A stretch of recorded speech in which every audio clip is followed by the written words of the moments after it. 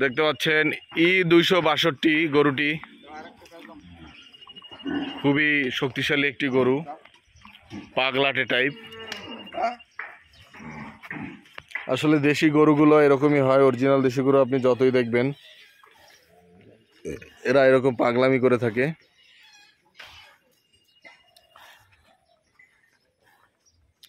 গরুটি হালকা লালচে কালার, মাত্র গোসল করানো হয়েছে দেখে হয়তো কালারটা একটু হালকা আসতেছে, কিন্তু আরো ডিপ কালার এটা।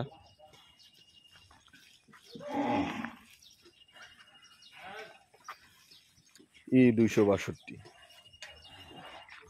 খাঁটি দেশি গরু।